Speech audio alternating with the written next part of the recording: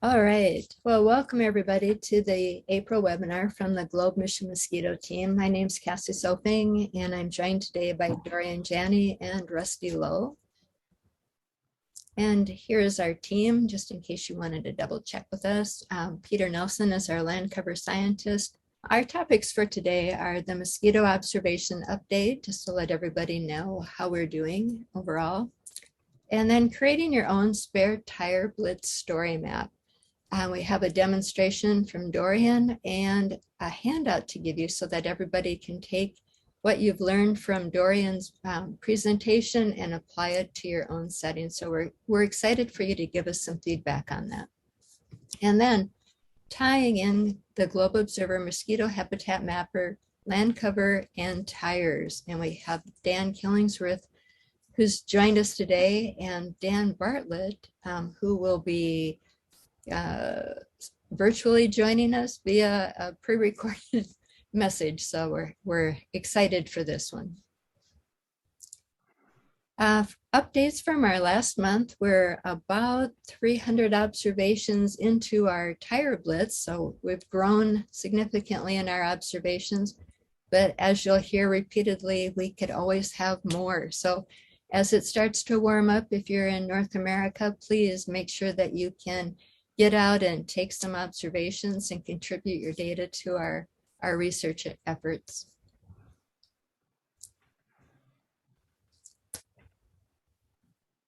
Dorian has created a spare tire blitz story map using ArcGIS, and we've seriously got it down to so few steps, and extremely happy that we've had some contributions sent to us by our Globe community members.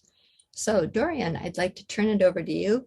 Before I do that though, there's a URL right in that screen with the red arrow. If you want to copy that down or try it on your own, you're welcome to do that. And you can follow the directions that Dorian's sharing with us. Well, thank you so much. Marvelous. Let me move things around a little bit so I can see what I'm doing here. So I'm going to be sharing a couple of things with you today. And as I share these, I hope that you see how easy it is, not just to create story maps, but also to use these as a platform to help show what other people are doing and help all of us kind of take where we live and the data that we're collecting and share that out with others in our community, in our global community, and then be able to compare and contrast what we're finding, and even be able to continue to add to our stories. So I'm going to start off by showing you what this telling your spare tire story looks like. And I'm going to cordially invite you to join this effort and show you just how easy it is. So what you're going to see here is the different locations where people have sent me their data thus far. So we've got my own personal data. We have Ana Prieto, I'll be sharing with you from way down here in the Andes of Argentina. And then we have two fabulous Globe folks in Nigeria who have also contributed. And then we'll show you how you could do this with participants. It could be students, it could be people in your community, to do something very similar to this. So let me start off by showing you, here is an example of data that I took in Durwood, Maryland. When I'm telling these stories, I like to include a picture as long as I have the permission from the person, or in the case of the Globe folks, they're pictures from the Globe website, because it helps to personalize this as we're telling our stories. And then what we're seeing here is the land cover data that I collected for when I found some spare tires. And then over there, you can kind of see these spare tires kind of up on top of each other. What I see I need to do is go into this story map and change this so that it doesn't crop the picture and you can see the whole thing. It's a learning process. Here, I decided to title this where I was taking the picture from.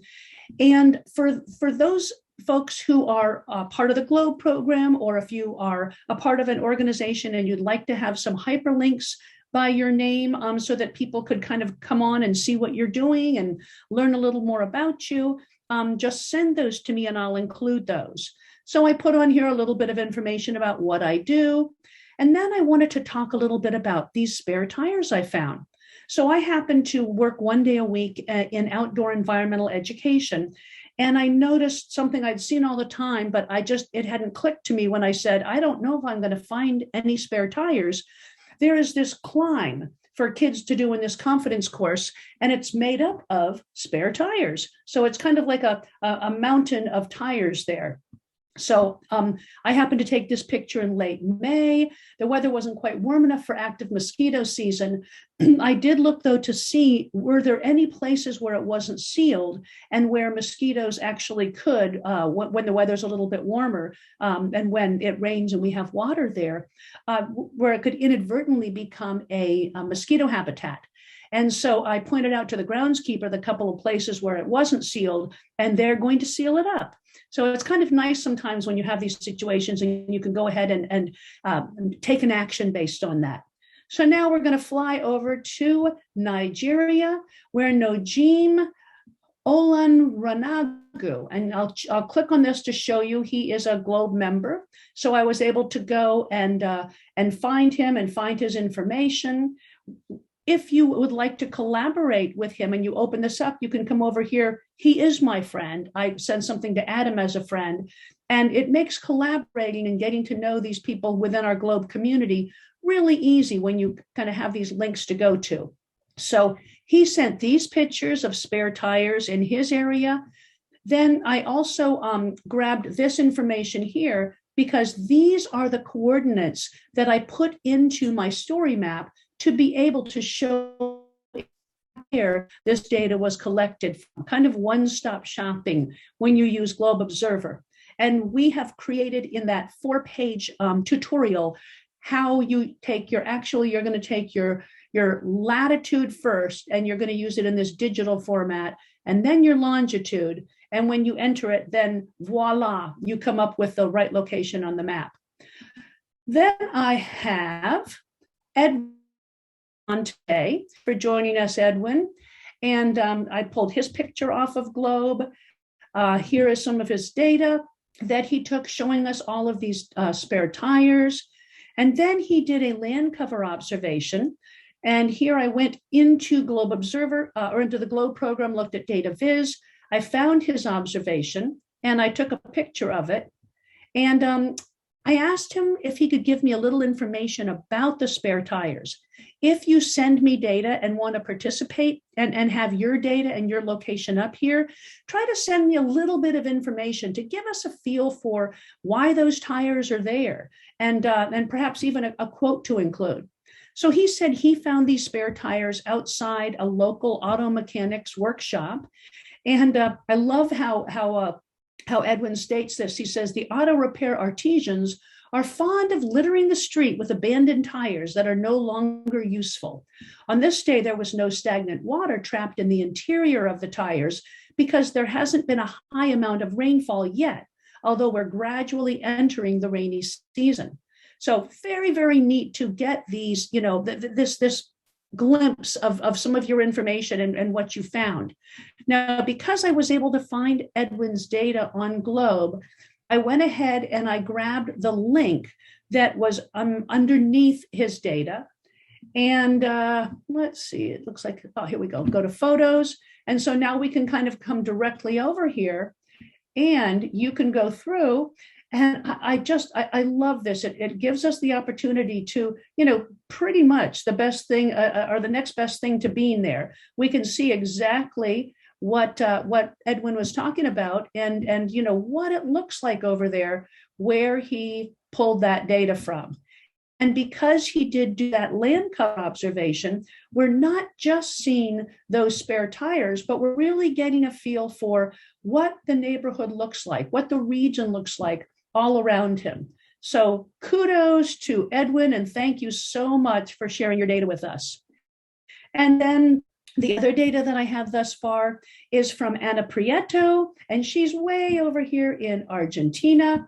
She is a Globe Master Trainer, and she's also a teacher and very active with her after-school environmental club. I went on onto the Globe website, and I was not able to find the data that she had taken up there yet. She had taken it on April 15th, so I would think it would be up by now. But she did send me some screenshots. So here we can see her tires, and that's where I pulled her latitude and longitude from in order to find exactly where she had taken those pictures of those tires. And I sent her an email and asked her if she could give me a little more information to include in this story map about those tires that she found. So I want to invite you to join this. So this is a different story map because story maps come in different flavors. And depending on what your purpose is for creating a story map, will kind of determine which flavor you want to use when you're creating a story map. The story map that I'm using to share our data is a story map that has a map interface. So I'm using one that is called the Guided Map Tour. We're going to show you how to make one of those. But for this one, where I'm giving directions, I needed to have a little more usability in my story map. I wanted to make it so that I have what are called sidecars, because that way I can give the overview, I can give directions, I can include some more features that I wouldn't normally be able to include with the map interface. But I don't think it's anywhere near as powerful as using that map interface that shows you where the data is collected from. So in any case, here you get an overview, and this is simply taken directly from the resources that Cassie and Rusty put together. I'm talking about why we are looking for these spare tires and what we want to learn from this effort. And our very own Rusty Lowe wrote a wonderful blog called Are Old Tires New Mosquito Condos? So if you click right there, that will take you directly to that blog. And you can learn more and get a feel for some of the things that Dan Killington, who's going to be talking to us, and Dr. Lowe are looking for with this effort. So let me come back here. Come on down. There was a webinar which focused on the work that is being done with the TREAD mosquito management program. So if you go and click here, then that will take you to the webinar where you can go in and learn more about this effort. But let's say you don't have time, you just want to say, okay, that's all very cool, but where are the directions? So basically what I'd like you to send to me is I'd like you to send me your pictures. So here you can see better that that tire mountain that I was telling you about, that the kids go up and climb. So you would just send me, if possible, it's best if you will send me a screenshot of your data, because sometimes I can find it on the GlobeViz system, and sometimes, like with Anna Prieto's after school class, I put in the name of it. It showed me lots of data. I could see the date that she had taken her data and where they collected it from, but it hadn't yet shown up on the site. So it's just a lot faster if you send me just your screenshot, and then I can just pull from there your coordinates to put you on the map. Then if you also could send me a screenshot of your land cover data, and that way I don't have just kind of those little half pictures, but I can go through and we can see. So here is where those tires were, that confidence course at the Outdoor Environmental Education Center. You can see that it's primarily a wooded area, a little bit of an outdoor classroom there. And then I've got my up and my down picture. So you can kind of see what those tires look like. So really you can get a feel for how the land cover pictures really give you a much broader idea of where these spare tires are being found. And then I just say, if you want to give me a little more information, that's great. I would appreciate it. And that's all you need to do. Just send me your land cover and your screenshots of your land cover data and screenshots of your spare tire data, and a little bit of information about why those tires were there. And maybe if you felt like there was an action you should take related to that, then that would be fantastic. So let me stop sharing that. And we will let Cassie put up the slides that she created for the directions for how to do this. So as you can kind of see, when you get these and you can make them a little bit bigger, there are just a few steps when it comes to to creating these story maps. So Cassie and I went through and I did it at the same time as she wrote these breadcrumbs, as I like to call them. And then I went through and took these breadcrumbs and made sure that I could take this information and make a story map, one of those kinds that have the different locations on them. So give it a try. And if you would, as Cassie mentioned, give us some feedback on if there's any place in which it's a little muddy, you're finding it confusing, more information you need. You could even do this for a practice with your vacation photos. Anything where you know that you know the location of where you took them from, and then take on, just get some practice in how to make these. Story maps are fun to make. They provide a really easy way of giving a presentation because you just have one link to rule them all. And then you can share these links with people and they can go and look at the slides and also, or look at your presentation and go in and interact with the rich array of resources that you tapped to pull into this. So thank you very much, Cassie, and I'll stop and just see if there's any questions that folks have.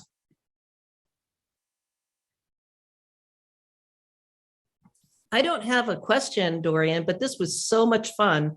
And can we do this again next month? So Absolutely. Because I think more stories. People who have heard this are going to want to see their information on your map. And I promise I will do one here in Brazil once I get over jet lag. Please do. Very, very good. Yeah, folks, look for spare tires. And like I say, it's an easy ask. Just, get your data. If you go to the Globe Observer site and then you just go up and say, see my data, it will bring up nice big pictures of your data. Then just do the screenshots and then send me your screenshot. So your land cover, your tire, little bit of information about your tire, and then I'll plug in the coordinates there. And you sent me your data. Okay, I'm going to make myself a note. I have been running around like a crazy woman because I've been just doing a lot of in-person things, and I'm heading out today to go down to DC for 3 days to do in-person stuff. But Inez, I'm making myself a note and I will get you added, and then we will have Brazil on here as well by later today, and certainly by next month when I present again. Thank you. So the slides are just that URL on my end, Larissa, but then Cassie I think she put a link on her, she will give a link for that tutorial. And of course, Edwin, absolutely, you can post more than once. Yes, definitely. And it's going to be nice, Edwin, when you post from another place.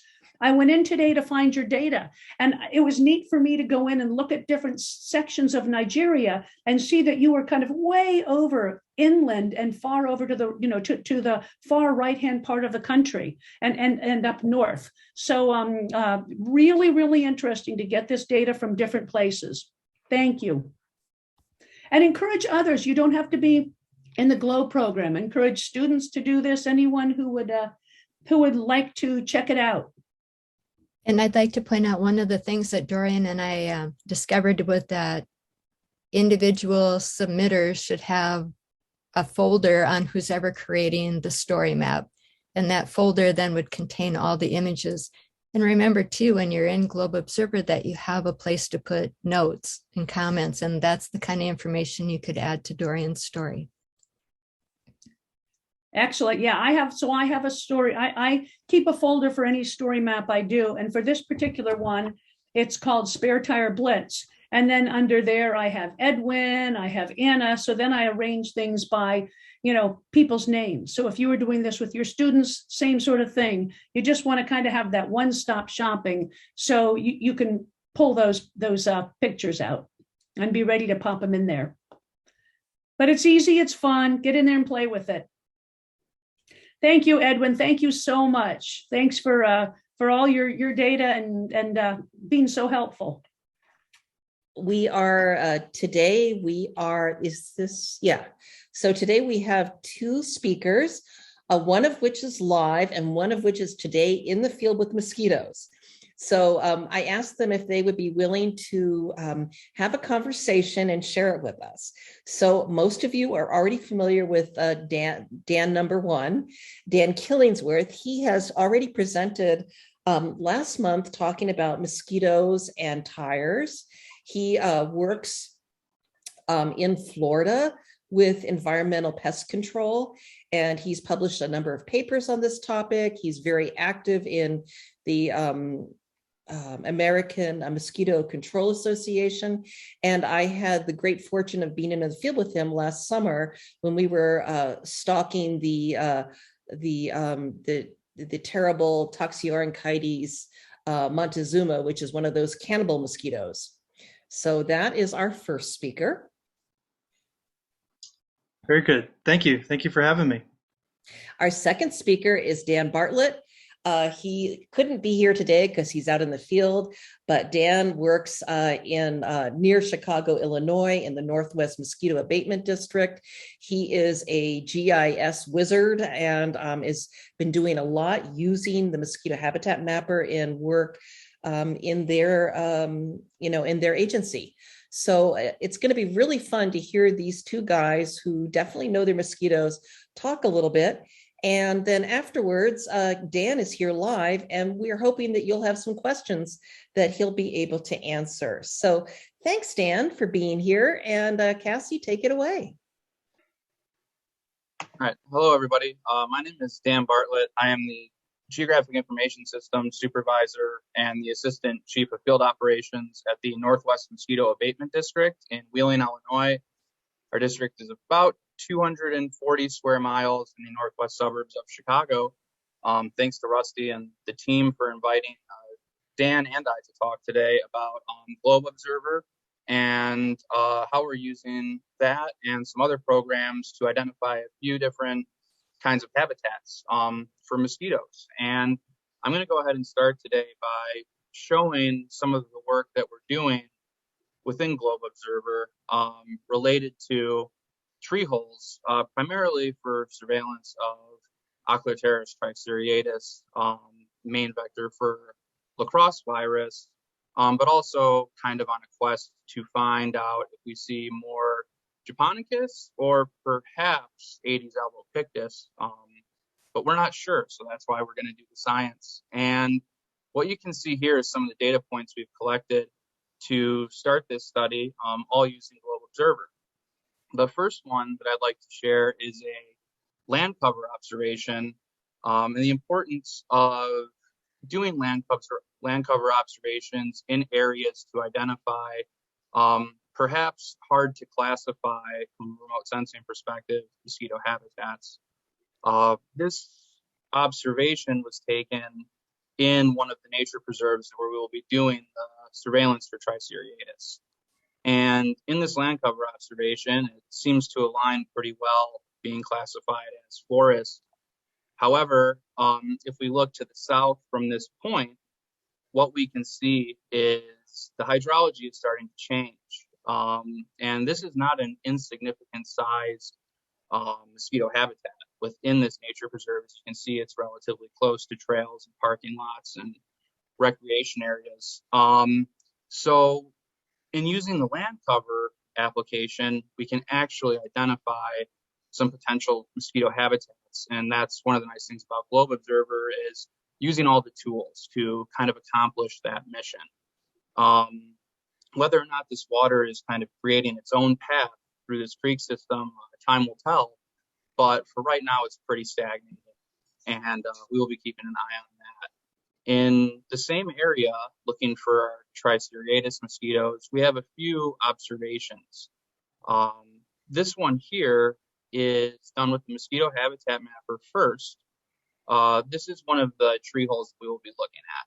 So this is kind of a far out view and then a closer photo of the tree hole. The nice thing about the Mosquito HabitatMapper is you can take multiple pictures of the site, whether it's for different perspective, different areas of the site that you'll be sampling in. Also within this point, we decided to classify the tree as well with the tree height observation.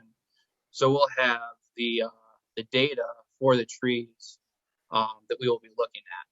And we can see here the tree height, the circumference, and the nice thing about Global Observer is that you can put in comments for your observations. And this observation has a little field video attached that I will go ahead and show you today. This is relatively recently. What we've done is we've configured a PVC pole and made it extendable, and we attached a Wi-Fi hotspot with Bluetooth and everything onto that extendable pole. So we have the camera right on our phone, and the goal is to be able to look at a lot of these elevated tree holes without having to get up on ladders in the uneven ground of the forest reserve. As you can see, it helps when one person works the pole and one person kind of views it on screen on a cell phone, and we can help guide each other to figure out if there's water in some of these tree holes. The pole also has a hand pump on it, so we can pump water out as soon as we see it. That's one of the ways that we're planning on sampling these, and it all comes back to have the ability within Globe Observer to really know much about these sites. In addition to looking in these nature preserve or forest preserve areas, we're also going to be doing some observations in neighboring residential areas, again, primarily because we're looking for mosquito vectors of disease or disease vector mosquitoes. There's several different types we've identified within the residential area, and we're doing land cover observations there as well. There is some other importance to that, making sure that we can classify these areas accurately. And these land covers have mosquito habitat attached to them as well. Overall, it's been really effective for us having the data publicly available to then engage with some of the residents of these areas and work with our forest preserve districts to help recruit citizen scientists to help us find some of these habitats and maybe increase their understanding or perspective on some of these issues.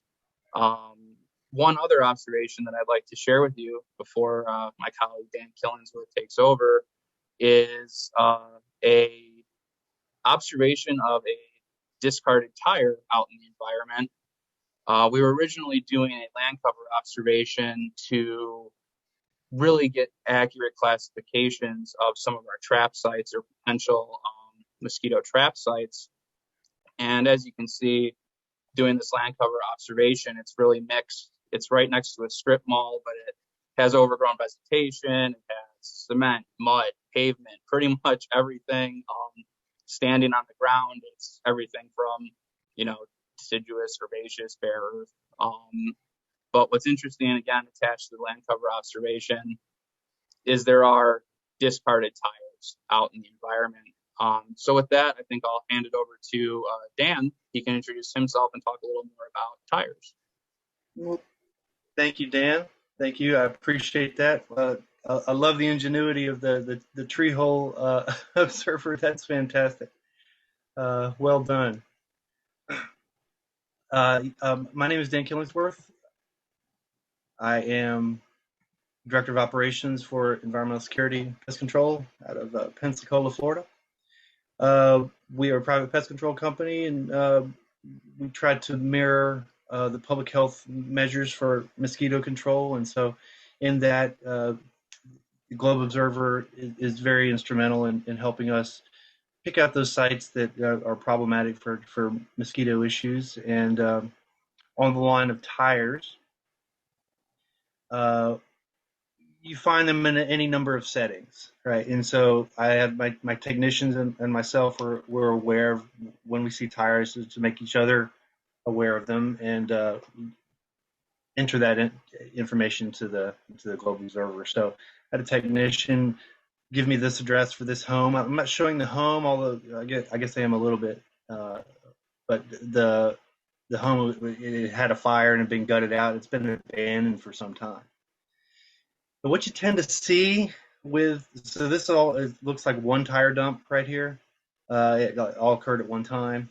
The mosquitoes associated with these tires were all Culex quinquefasciatus. There was one toxopharynchites in there in one of the tires, but the rest of it was quinks. What you tend to see is that once a place starts collecting tires, like one tire begets many tires. People start using that as a tire dump. And if you can observe in the back this jet ski, which was also holding water and mosquitoes, by the way, there's another set of tires in the back. There's a bit of a better image of it there. Sorry, there we go. All told, there's 52 tires on this property. Now, I had permission to be on this property, so that this isn't me just traipsing around. But and the county's now aware of this. We made them aware of this problem, and so we're helping them deal with it. But the challenge is that, you know, this is in the background. You can't. It's very difficult to see this from the curb, and the neighbors are going to start noticing a problem eventually, right? So these are the type of things we try to help solve. So this is in a residential area, obviously, but there's the one tox that was available, and so that's about to pupate, and so we'll soon. The toxopharynchites is for those that are new to that. Toxopharynchites rutilis is a predatory mosquito, so that larvae eats other mosquito larvae. So it's a good mosquito. It's a non-blood feeder. So good to have around. This is at the Perdita River Wildlife Management Area. This is on the border between Florida and Alabama, in the western Escambia County, Florida, and Baldwin County, Alabama. This is on the Florida side. So I've been aware of this tire dump here. It's on a creek that intermittently floods as a spillover area, but I collect out of these tires here for the last year or so. What's difficult to see are all the other tires that are intermixed in all that debris. You know, there's 30 plus tires in here, and this is difficult to extract out. You know, once you get that much material in there, and you essentially have to pull it out with a winch in order to get it. It's dangerous in there, easy to get hurt trying to do such a thing. But so we've got an urban setting, we've got a wildland setting on public lands, and here is a commercial setting. Now, the gentleman that runs this facility was very nice. We had an open discussion about the tires, and I asked him about his policies with tires. And normally these will sit out about a week or so. These are all used tires that are going to dump, right? Every now and then people come through and they'll scatter through and try to grab a few that they're trying to salvage for themselves. But for the most part, they sit there, usually for a week, but sometimes it's 2 weeks or more. There is a company that comes and picks these up and then takes them to a landfill or some other recycle facility. Sometimes it is 2+ weeks, and then those tires are going to the state of Alabama. So we're in the westernmost county in Florida, but then now these tires and the mosquito eggs that are invariably going to end up in there go to the next state over, and that's how our commerce tends to promote issues with crossing borders and that type of thing. As we move our mosquito problems around, this is kind of the way, this one avenue in which that happens. And so this is where mindfulness for the people and processes that promote pest issues come into play. So, just something to be aware of. I don't have much more past that other than recognizing that we have multiple settings, right? Wildlands, urban settings, residential settings, commercial settings, yeah, all for tire issues. So we have the tree hole settings that we're looking for in the natural world, but then we also promote our own problems with our artificial containers. Yeah. I will stop share there, and I appreciate the opportunity to be able to share these with you. I think it's instructive, and I love the mapping system that the Globe Observer offers. the habitat associations with where we find mosquitoes. It's the important part. It'd be able to predict where we're going to find mosquito challenges. It's a wonderful app. Great. Thanks, Dan. Yeah, I think the one important takeaway that can help both of us in all aspects really of mosquito control, be it surveillance, control, research, and using Globe Observer, is that we as mosquito control professionals go to a lot of places where people may not go. Right. And we have we have kind of trained ourselves to look for a lot of things that people don't necessarily look for. That's very true. Yeah.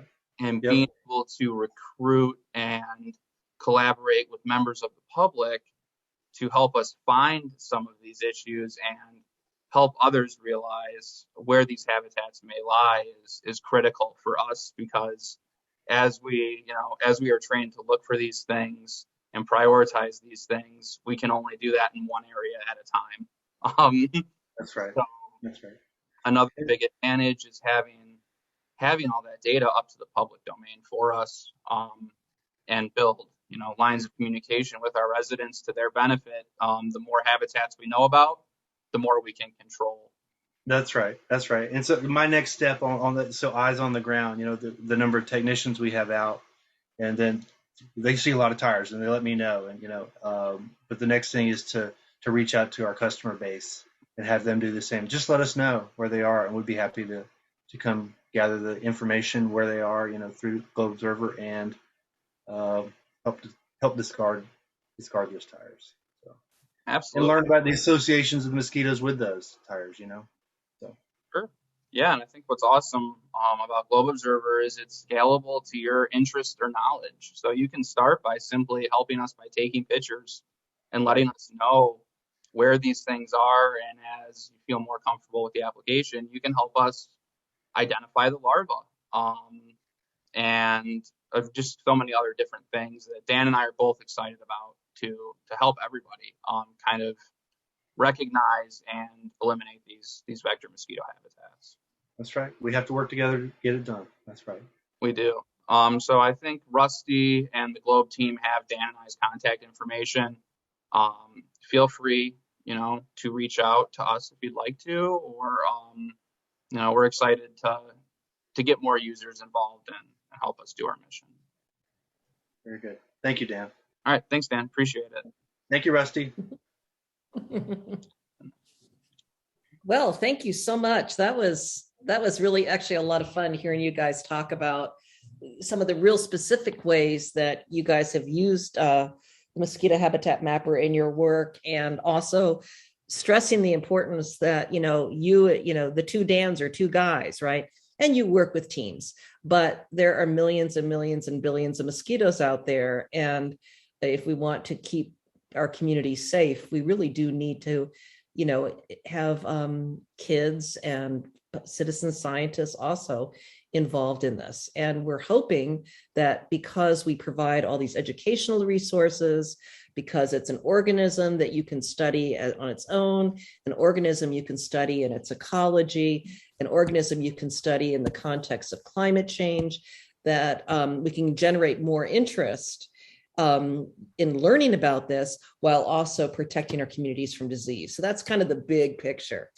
So we have, I would love it if anybody had some questions for Dan, because he gave up his afternoon to be with us.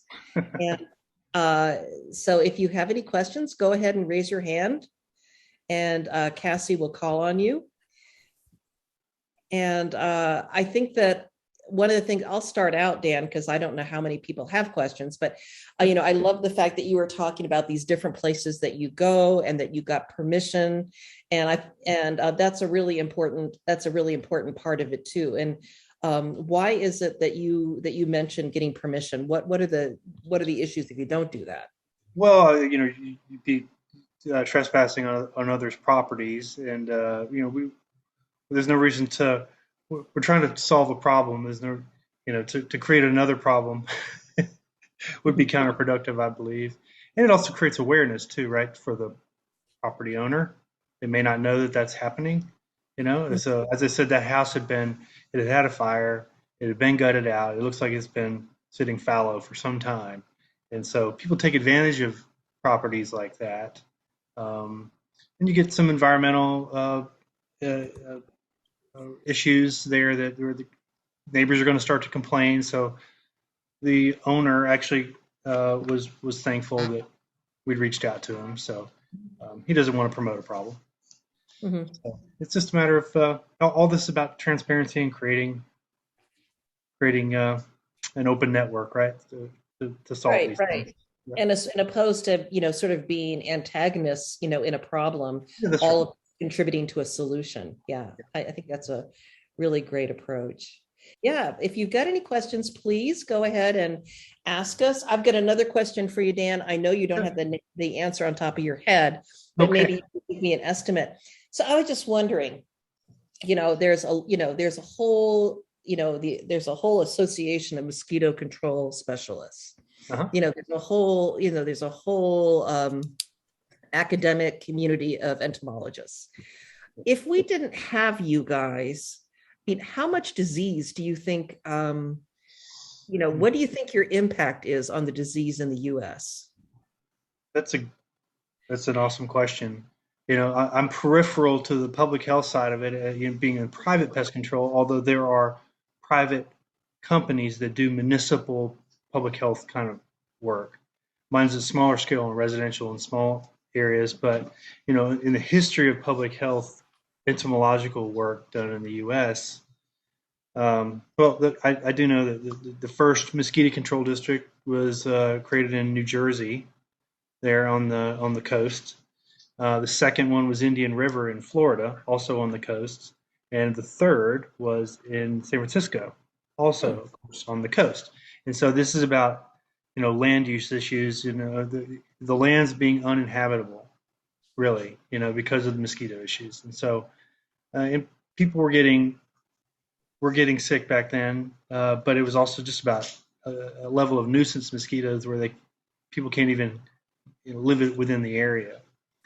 So I think it's twofold. Our public health profile would be much different if we weren't doing some level of mosquito control. Because we haven't eliminated any mosquitoes. We have not eradicated a species to its end. We may have moved them out of an area, but all the mosquitoes that we started with are still here. What we don't have are the disease, and so that is suppressing a population to a point where they're not transmitting the microbes that actually cause the disease. Right? It's vector management. The insect is the vector, but they're transmitting those microbes that cause a problem. So, like in the state of Florida, we had malaria here into the 1940s. All the mosquitoes, quadrimaculatus and punctopenis, all those are still here. I can catch Anopheles punctopenis in my backyard, but the issue for malaria, the plasmodium, is not here. We've done a good job of cycling it out. Some of that's through medication and other means, screened in windows and indoor plumbing, and all those are factors for public health. I appreciate that. And, I'm glad you mentioned that, because I think next week we're going to be talking about, and maybe you'd like to come back, Dan, and hear about it, but I'm going to be talking about the Zika Bus, which is a project that we started here back in 2019 as part of a project when we first were getting the Mosquito HabitatMapper started. And it's now been funded by the government of Paraná. And it's a mobile lab that's teaching about mosquitoes, vector-borne disease, and health. And I think that what I'll do is I will talk a little bit more about that model that you just introduced, about how the population of mosquitoes has to be low enough that they don't encounter people in sufficient frequency to get the disease and then transmit the disease. And so, because disease transmission of the pathogens that cause disease is really super complicated. With West Nile virus, it's enormously complicated because you're adding other organisms into it. But it's something that we're just eliminating the numbers, decreasing the numbers of mosquitoes like people do when they do the source reduction. That's why that has such a big role. So I think it's a game of percentages, right? It's a game of percentages. Yeah. So thank you for that. So we'll talk again. I'll come back to Dan's point next month when we have our next webinar. And I also hope that everyone here will tell their friends and tell their Globe friends to contribute a couple photos of other tire habitats to Dorian so that she can populate this story map. And I think it's so interesting too, how, for instance, Edwin's images from Nigeria, just a tire on the side of the road. And I know, Dan, when we were in Arizona, we just saw tires on the side of the road, just dumped. And so sometimes they're just, discarded tires. Sometimes they're tires that are stacked up, ready to be moved in commerce and whatnot. So there's a lot of different things there. And the other thing, we stopped and checked just about every one of them too. Yeah. So anyway, yeah, we did stop and check every one of them. That's funny. But the other thing that I thought was really interesting was, here in Brazil, they have very serious problems with endemic disease. So where I am right now in Paraná, which is the southern part of Brazil, there is now a new dengue outbreak.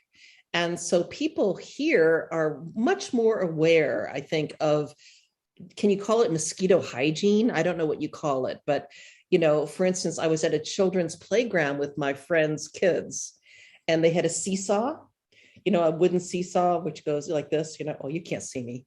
But they have these seesaws, and people sit on each side and they go back and forth like this, right?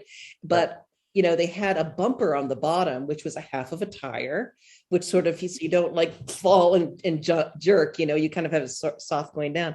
And I was amazed to see that they took the care to drill holes in those tires so that those wouldn't be mosquito habitats on the playground. And I think we aren't quite as aware of that in the US.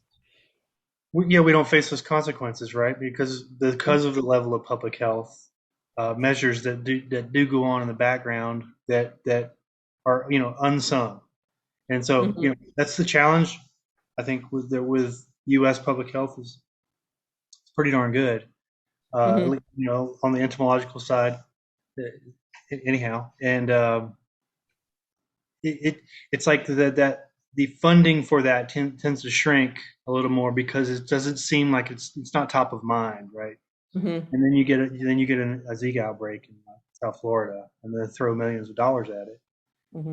When they actually, it was the governor, right, who suggested that if you're interested in having a child, that you probably should not go to the South Beach. That's bad for tourism. That's bad news. Yeah, that's right. Yeah, good. Perfect. Okay. I also was noticing in the chat, you can absolutely, I think Edwin asked this question, you can absolutely submit as many photos as you like from as many places.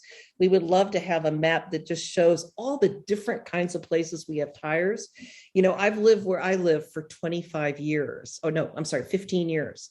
And I just noticed that there is like a bumper car, like kind of playground near my house.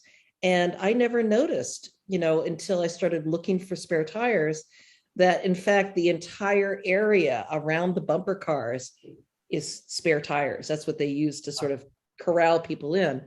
And I can guarantee you there's not a single one of those that has a hole in it. And that's probably where we get all our West Nile virus mosquitoes. I don't know. But anyway, so just building that awareness with yourself and your kids and your family and your students is really important. Great. Well, thank you both very much. I have a few last slides to wrap up our time together.